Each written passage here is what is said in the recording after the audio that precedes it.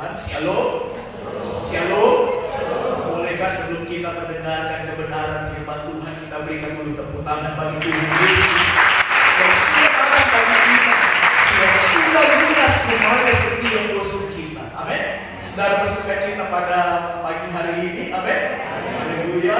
Berikan dulu senyum kepada rekan samping kiri kanan atau yang duduk di samping istri dan suaminya. Berikan senyum yang paling manis, senyum seperti waktu masih pacaran dulu. Haleluya. Amin. Oke, puji Tuhan ya. Saya perkenalkan namanya karena ini adalah kali pertama ya saya hadir di tengah-tengah saudara. Saya bersuka cita sekali bisa memperoleh kesempatan, dan saya percaya ini atas izin Tuhan melalui Ibu Gembala, Ibu Pendeta Ila Toy di tempat ini yang sudah memberikan kesempatan kepada saya, itu dan juga Bapak Pendeta Ronald Kaligis, Sarjana Teologi, dan juga majelis-majelis ya kan, Om Meyer bersama Tante Jenny dan majelis yang lain. Saya perkenalkan nama saya, namanya Roynal Stefani Muhammad. Saya adalah hamba Tuhan, pendeta di organisasi Gereja Pantekosta di Indonesia. Amin.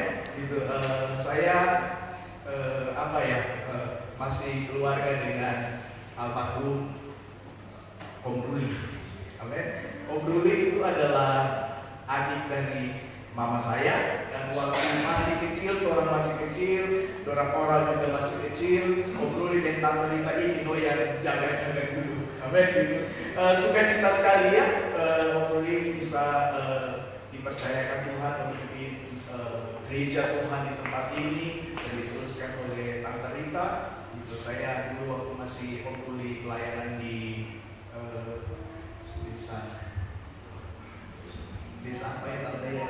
Palapi. Itu saya ingatnya Paluki mungkin perumahan yang ada di kota Palu, di desa Palapi. Saya sering pernah juga pelayanan ke sana naik motor, waktu masih naik motor ini ya, motor peko waktu itu ya, gitu. Dan luar biasa sangat luar biasa menerjang panas dan hujan gitu, dan bersukacita. Sukacita bagi setiap kami hamba Tuhan, Bapak Ibu yang terkasih. Kami bisa melayani jiwa-jiwa jemaat dan melihat jemaat Tuhan bertambah secara kuantitas dan juga bertumbuh secara kerohanian dan iman. Amin. Oke, puji Tuhan.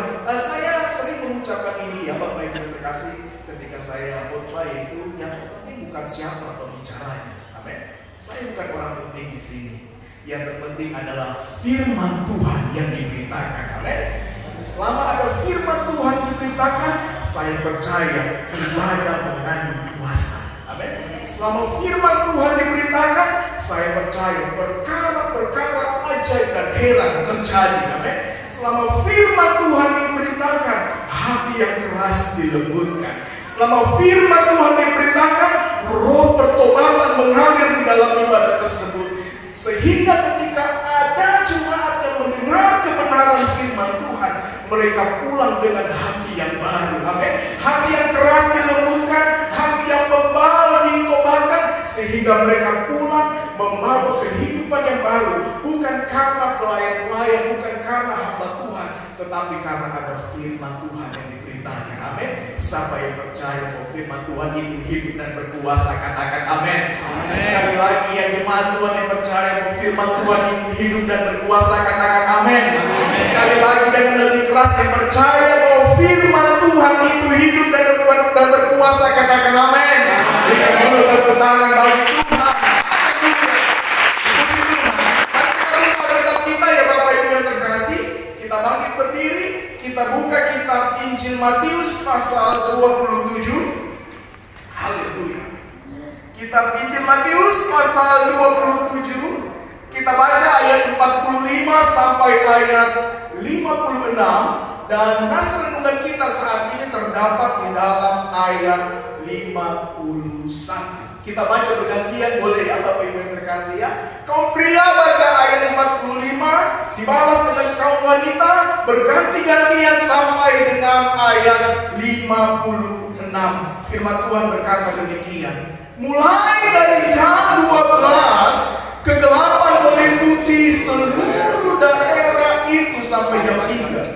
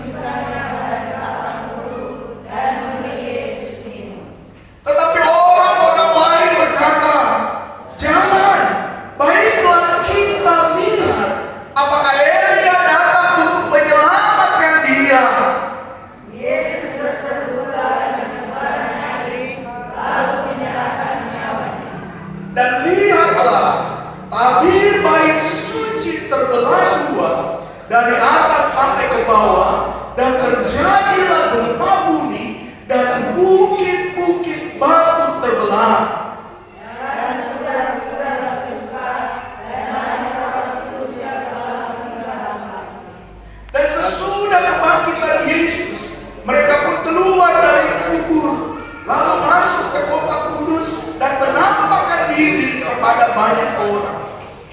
Pasukan dan prajurit-prajuritnya yang menjaga Yesus menjadi sangat takut ketika mereka melihat gempa bumi dan apa yang telah terjadi, lalu berkata, sungguh dia ini adalah anak Allah. Dan ada di situ banyak perempuan yang melihat dari jauh, yaitu perempuan-perempuan yang mengikuti Yesus dari Galilea untuk melayani Dia.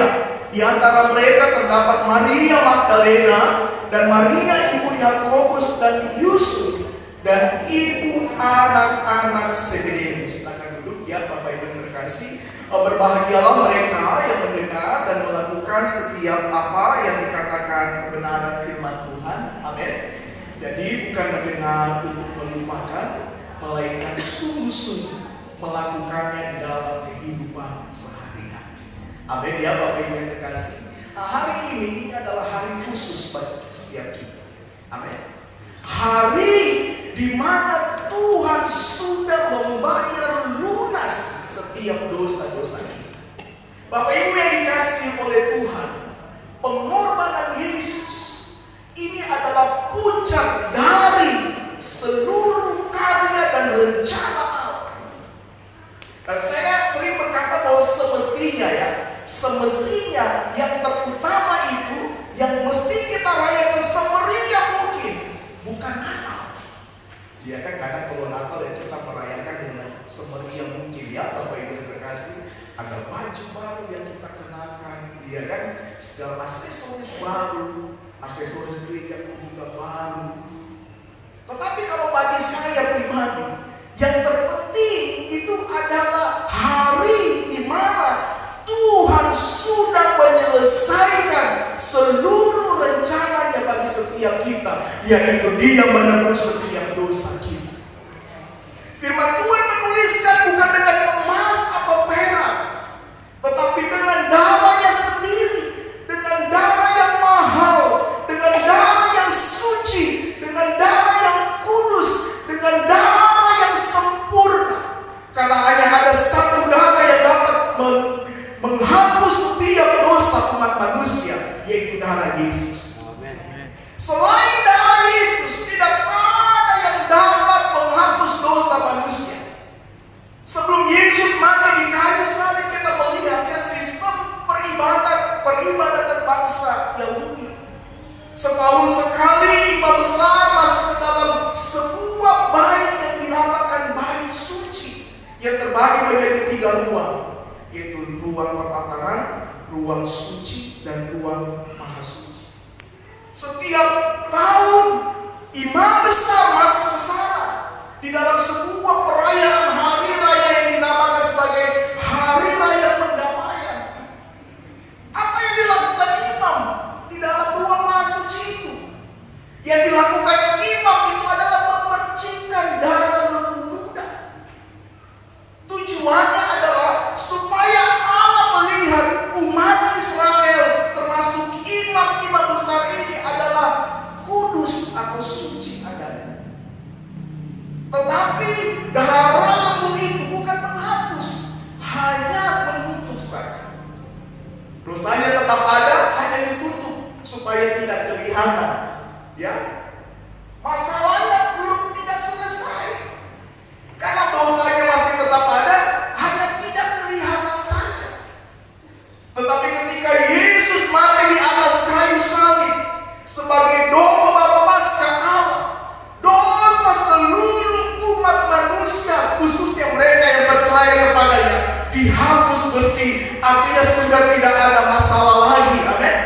Yesus sudah menyelesaikan semuanya. Amin. Yesus sudah menyelesaikan semuanya. Tidak ada lagi dosa. Artinya bahwa Yesus sudah membayar itu semuanya.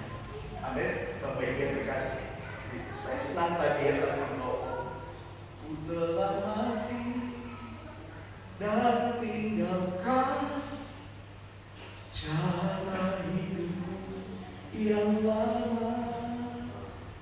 Baiknya gimana ya Om? Bukan dengan emas perak, amin, kau membayar hidup.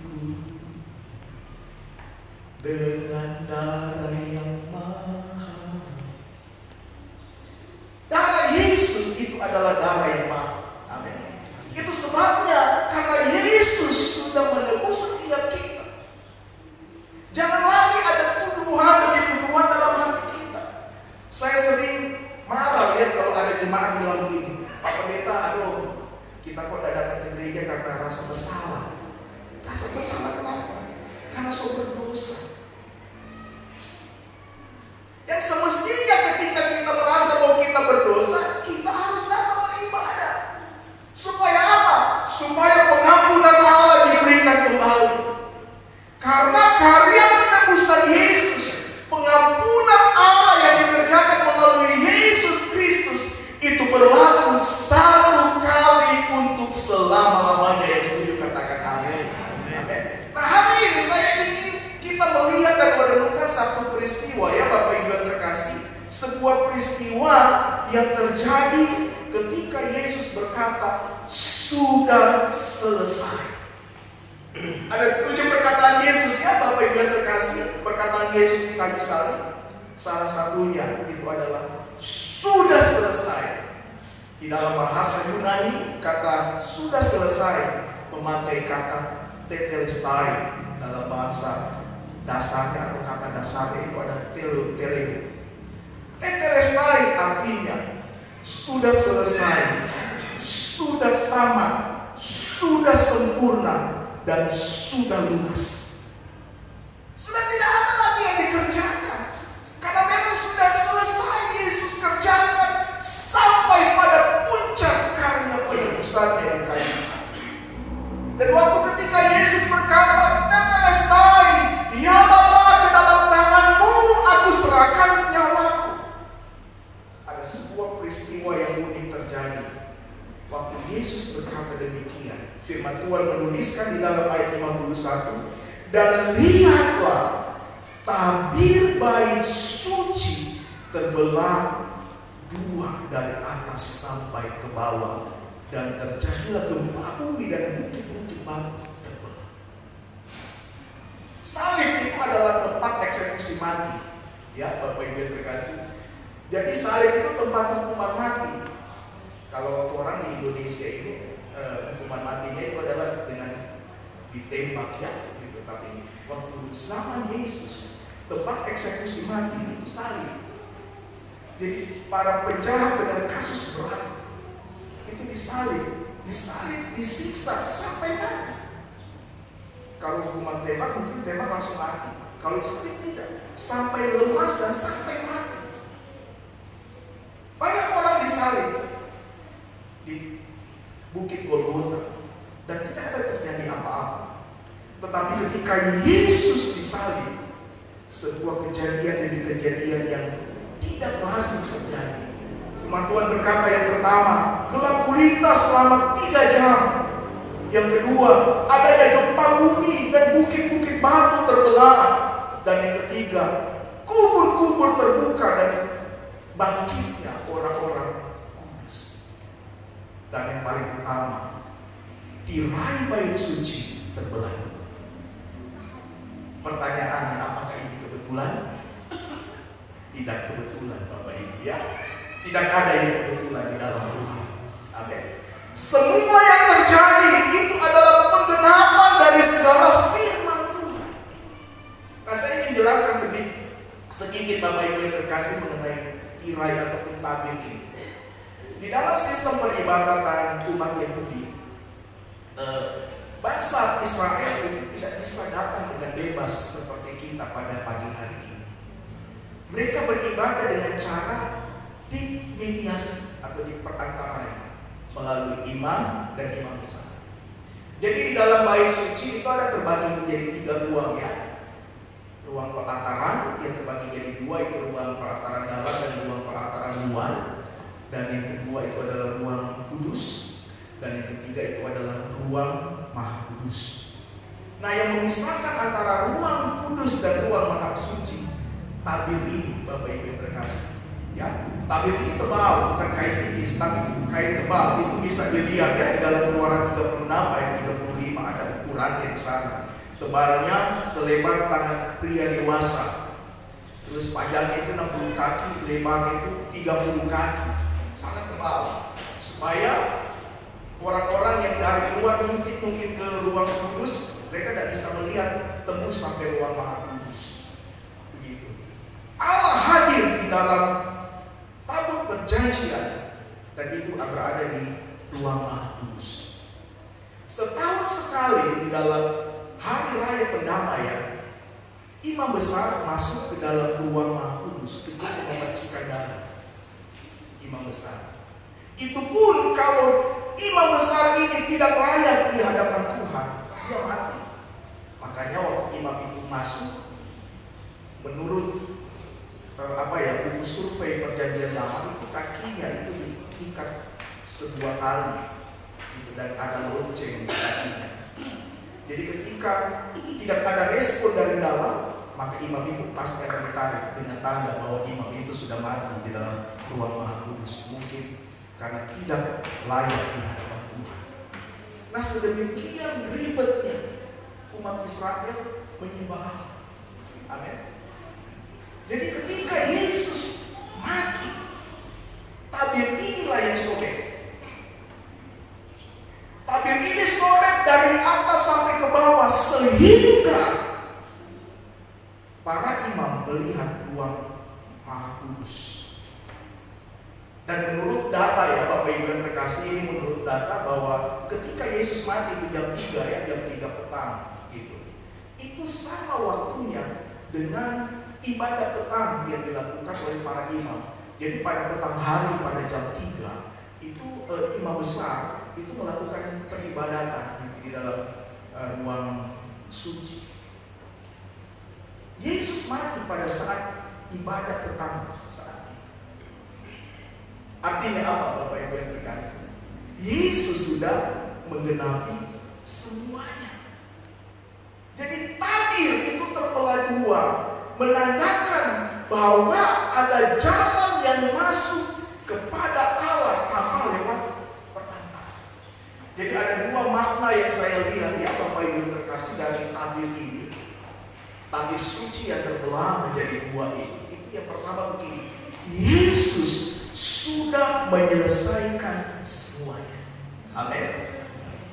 Kita tidak perlu lagi beribadah melalui seorang pengantara, karena Yesus sudah menjadi pengantara kita, mediator yang sempurna antara kita dengan Allah, yaitu Yesus. Tabir bait suci terbelah menjadi dua, itu artinya bahwa kita bisa berjalan kepada Allah dengan jalan yang lurus. Amin. Kita bisa langsung menghadap Allah melalui siapa? Melalui Yesus.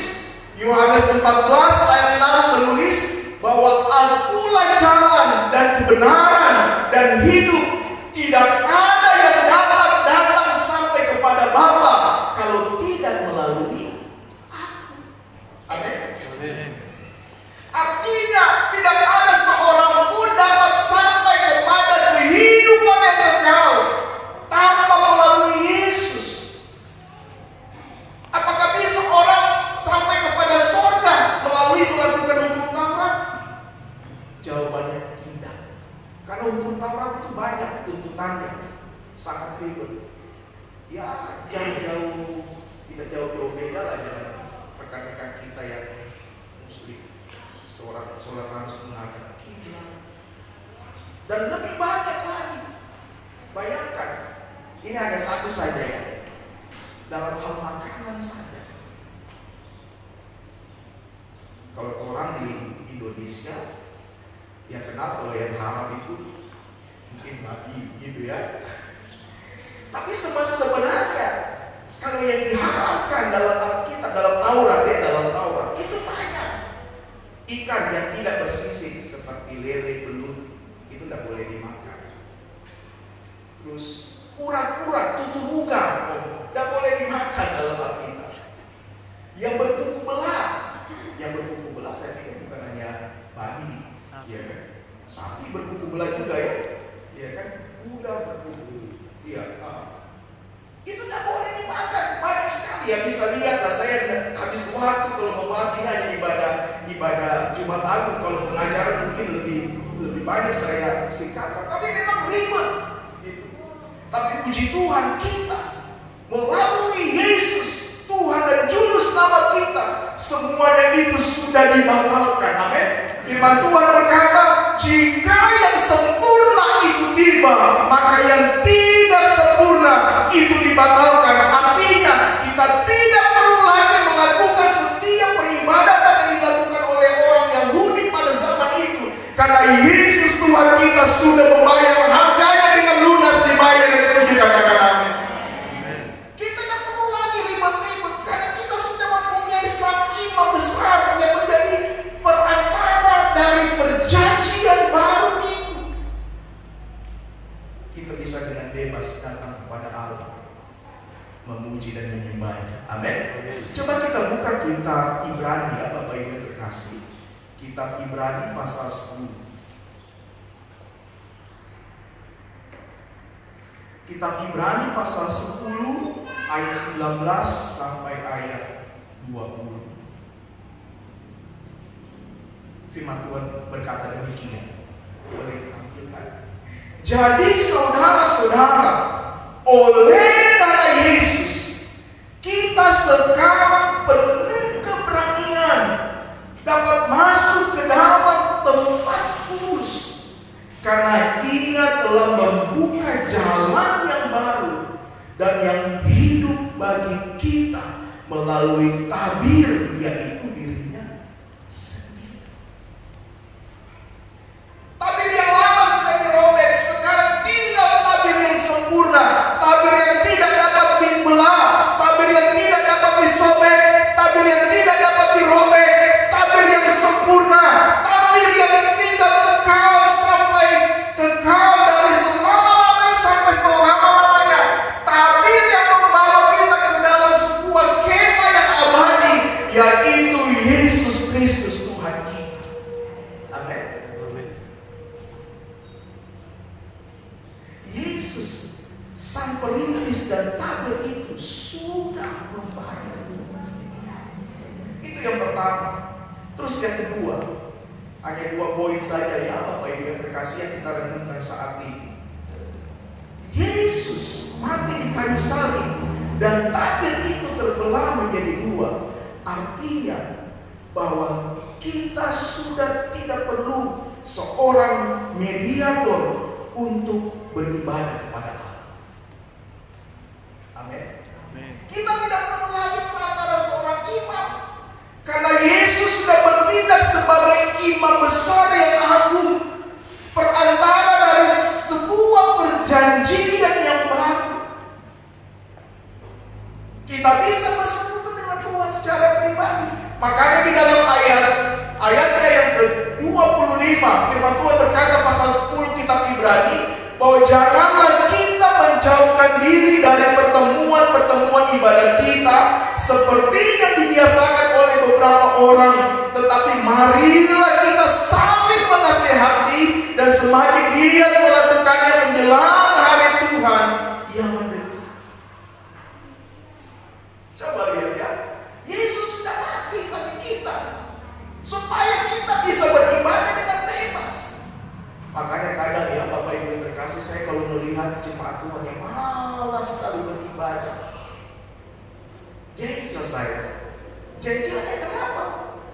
Karena begini, orang yang tidak mau beribadah itu adalah orang yang menganggap remah, menganggap remeh kasih karunia Allah. Amin. Bayangkan yang Yesus anugerahkan bagi kita itu bukan barang fana. Ya terkadang kita meminta kepada Allah sesuatu yang fana, betul ya? Kita datang beribadah, kita berkata, Tuhan berkati saya. Kalau ada hamba Tuhan altar call, pasti ujung-ujungnya siapa yang mau diberkati maju ke depan, siapa yang mau usahanya laris, dioleskan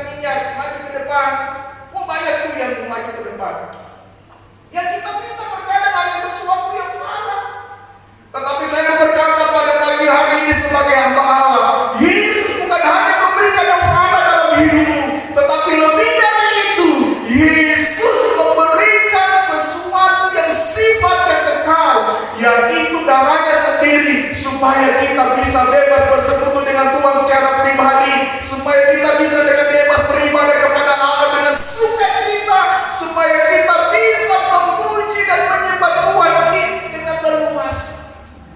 Amin, amin, amin. Amin. Amin. Amin. Makanya jangan malas beribadah, Bapak Ibu. Yang malas beribadah katakan amin. Oh, puji Tuhan. Berarti semuanya tante rajin-rajin ibadah kita. Amin. Tapi tante gembala yang lebih tahu loh. Mana? Kalau saya kan masih baru pertama kali datang waktu acara pemakaman Om Buni. Cuma saya tidak tahu jemaat semua gimana yang aktif. Ada yang saya tahu aktif ya paling Tante Jenny, Mega, yang bikin pujian dengan sukacita, Tante, ya kan Kak Ira, Kak Robert itu. Cuma tapi yang lain, aduh, Pak Pendeta saya malas datang beribadah karena Bapak itu kuat, karena Ibu itu kuat. Aduh, saya malas datang ibadah karena lihat orang itu. Terkadang kita datang kepada Tuhan dihalangi oleh hati yang masih simpan kebencian. Betul apa betul? Padahal sesungguhnya kalau kita melihat esensi dari ibadah itu, kalau kita memahami bahwa Yesus sudah berkorban bagi kita supaya kita bisa beribadah, maka kita tidak punya alasan untuk malas-malas dalam beribadah kepada Tuhan. Amin. Jelas firman Tuhan berkata bahwa janganlah kamu menjauhkan diri dari pertemuan-pertemuan ibadah, karena Tuhan sudah membuka jalan itu melalui tabirnya, yaitu dirinya sendiri. Amin. Tabir yang sejati sudah dikorbankan supaya kita bisa bebas menyembah kepada Tuhan. Ku menyembah,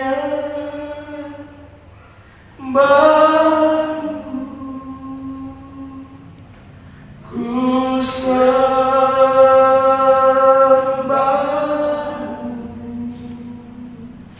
ku menyembah. Boleh kita angkat tangan. Ku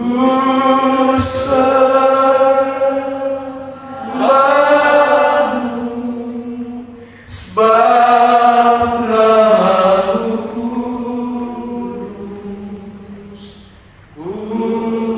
kudus Tuhan. Apakah ada yang mati waktu kita mengangkat tangan kepada Allah menyembah Dia? Tidak ada. Karena Yesus sudah membayar. Coba sebelum Yesus mati, jangankan saudara ya, jangankan masuk mendekat saya ke bait ruang suci itu, hukumannya mati. Lihat ayatnya ya Bapak Ibu terkasih, kita lihat, kita bilangan. Ini saya sampaikan. Bilangan pasal 1 ayat 51. Bilangan 1 ayat 51. Firman Tuhan bilang apa di situ? Boleh tampilkan?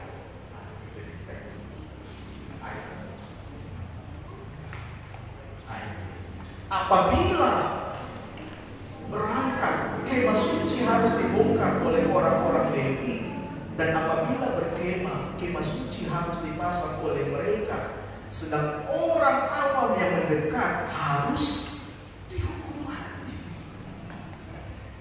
Satu ayat lagi ya, Bilangan 3 ayat 10. Firman Tuhan bilang apa di sana? Tetapi Harun dan anak-anaknya harus kau tugaskan untuk memegang jabatannya sebagai imam.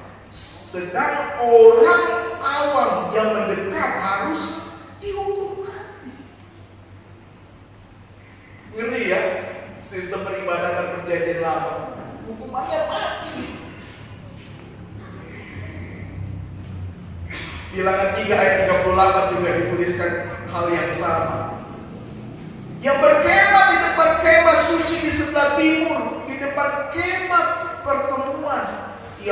Musa dan Harun serta anak-anaknya yang mengerjakan tugas pemeliharaan tempat kudus bagi orang Israel. Tetapi orang awam yang mendekat haruslah dihukum mati. Amin.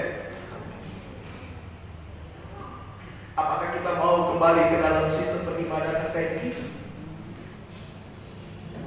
Saya sendiri tidak akan kembali, karena saya percaya Yesus sudah membayar lunas.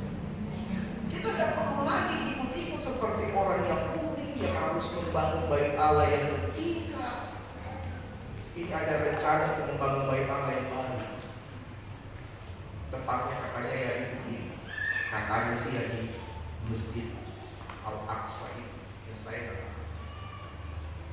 Tapi kita yang sudah ditebus dengan darah yang mahal, kita yang sudah mengaku diri sebagai anak-anak Tuhan, kita yang sudah berkata bahwa kita ini adalah orang Kristen, atau dalam terjemahan lain kita adalah orang-orang yang percaya kepada Kristus, para pengikut Kristus. Tidak perlu lagi melakukan itu. Yang perlu kita lakukan adalah kita setia dan taat beribadah kepada Tuhan dengan bebas. Amin. Karena Yesus sudah membayar lunas harganya. Amin. Dan berlaku satu kali untuk selama-lamanya. Saya berdoa jemaat Tuhan yang mendengarkan ini semakin giat dan setia beribadah. Amin. Tidak semua yang dikatakan dan di atas tidak ada yang katakan. Sekali lagi saya ingin berkata, setiap jemaat Tuhan yang mendengarkan firman Tuhan ini semakin giat dan setia beribadah. Amin. Amin. Yesus sudah menyelesaikan semuanya. Tabir yang lama sudah dirobek. Tinggal ada satu tabir yang tidak dapat bergoyang sekali untuk selama-lamanya, yaitu Yesus Kristus, Sang Domba Paskah, Anak Domba Allah yang sudah mati bagi kita dan yang bangkit pada hari yang ketiga.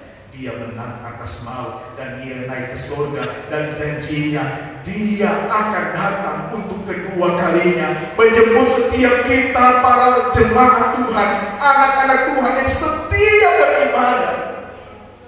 Gereja Tuhan yang sempurna adalah gereja Tuhan yang memperoleh bagian di dalam pesta anak domba Allah. Bagaimana caranya untuk kita menjadi gereja yang sempurna? Caranya adalah kita setia, kita taat di dalam pengiringan kita, di dalam hidup kita, kita taat dan setia mengiring Yesus sampai mati. Saya mengiring Yesus. Semuanya. Saya mengiring Yesus sampai selama-lamanya. Meskipun saya susah menderita dalam dunia. Amin. Saya mau iring Yesus sampai selama-lamanya.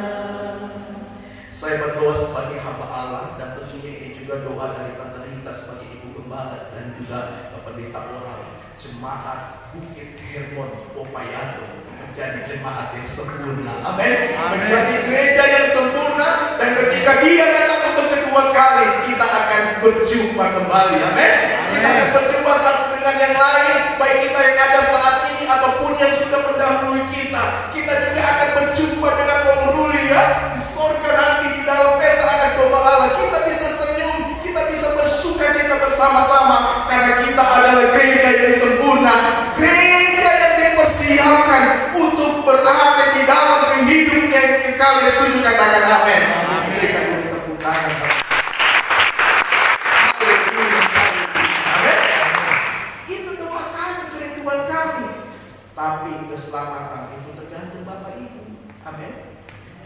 mau taat dan setia pasti selamat.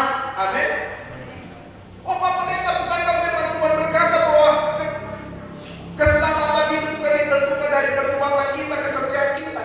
Betul, kita berbuat baik bukan untuk memperoleh keselamatan, karena keselamatan memang anugerah. Tetapi orang yang tidak taat, orang yang tidak setia, orang yang tidak hidup suci, dia akan berada di luar anugerah keselamatan itu. Sebab hanya yang berada di dalam keselamatan, dialah yang memperoleh hidup yang kekal. Amin. Makanya firman Tuhan melalui Paulus berkata bahwa kerjakanlah keselamatan dengan takut dan gentar. Supaya apa? Supaya kita tetap berada di dalam kemah keselamatan itu, baik keselamatan itu, rumah keselamatan itu, dan kedatangan yang kedua kali dia tetap melihat kita berada di dalam kemah itu, di dalam baik itu, di dalam rumah itu, dan dia berkata, hai saleh-saleh Kristus, marilah ikut bersamaku di dalam pesta dan domba. Bukankah itu yang dikatakan melalui perumpamaan 5 gadis yang bijaksana dan 5 gadis yang bodoh? 5 gadis yang bijaksana, mereka lah yang hidup suci, yang hidup taat dan setia, yang selalu berjaga-jaga sampai kedatangannya yang kedua kali. Amin. 5 gadis yang bodoh itu siapa? 5 gadis yang bodoh itu adalah gambaran orang-orang Kristen yang bermain-main dengan dosa. Amin. Hari Minggu kelihatannya suci, tetapi Senin sampai Sabtu kehidupannya lebih menjahat dari iblis.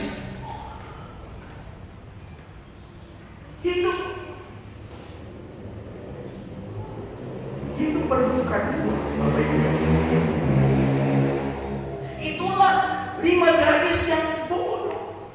Tetapi saya berdoa, hamba-hamba Tuhan di tempat ini berdoa, pimpinan-pimpinan rohani di tempat ini berdoa, kepala sidang dan para majelis di tempat ini berdoa. Jemaat Tuhan yang berkomitmen di dalam sebuah persekutuan yang bernama Jemaat Bukit Hermon Desa Popayanto adalah jemaat Tuhan yang tidak bermuka dua, amin. Tetapi jemaat Tuhan yang memiliki hati yang tulus, jemaat Tuhan yang memiliki kesetiaan, memiliki ketaatan karena mengasihi Tuhan. Yang mengasihi Tuhan katakan amin. Amin, amin, amin, amin. Hidup kekristenan itu simpel, Bapak Ibu ya. Simpel. Hanya kalau engkau mengasihi Tuhan, lakukan itu dengan ketaatan, kesetiaan. Setia dalam beribadah, tidak usah lihat yang lain, lihat Tuhan saja. Kalau mau lihat manusia, manusia itu tidak sempurna. Akan berkepanjangan sakit hatimu kalau hanya melihat manusia. Akan berkepanjangan kekecewaanmu kalau hanya lihat manusia. Pandang Yesus saja, amin. Yesus sang tabir yang sejati itu, sang mediator yang sejati itu, dia tidak pernah mengecewakan kita, amin. Ku berjuang sampai akhirnya, kau dapati aku tetap setia.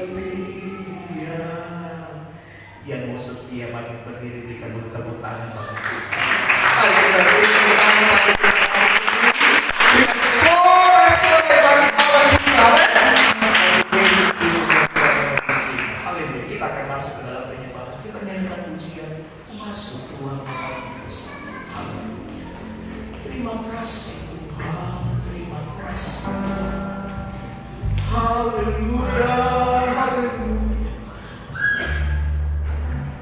Kami percaya bahwa firman itu hadir bagi kami karena Engkau mengasihi setiap kami. Kami percaya bahwa firman itu yang sanggup membawa kami ke dalam seluruh kebenaran-Mu ya Allah. Dan kami bersyukur karena Tuhan sudah berkorban bagi kami. Kami bersyukur karena Tuhan sudah membayar setiap pelanggaran kami dengan harga yang lunas dibayar.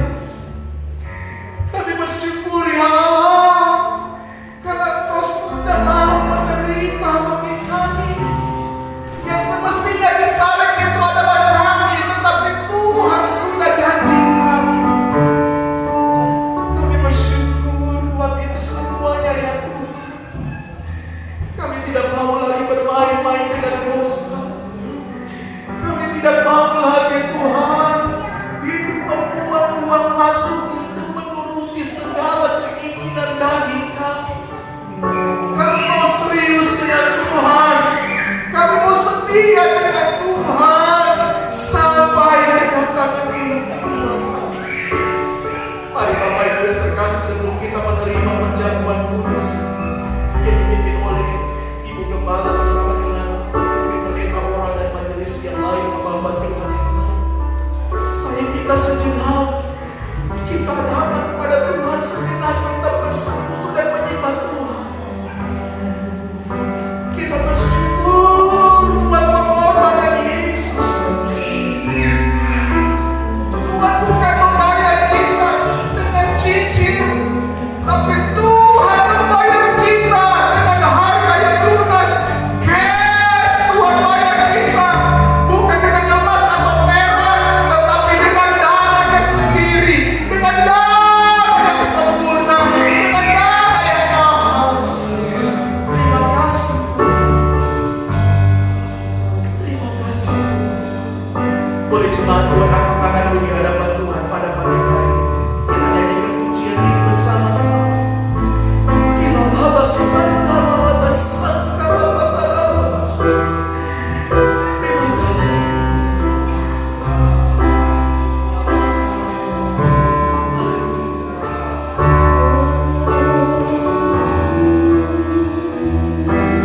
kasih.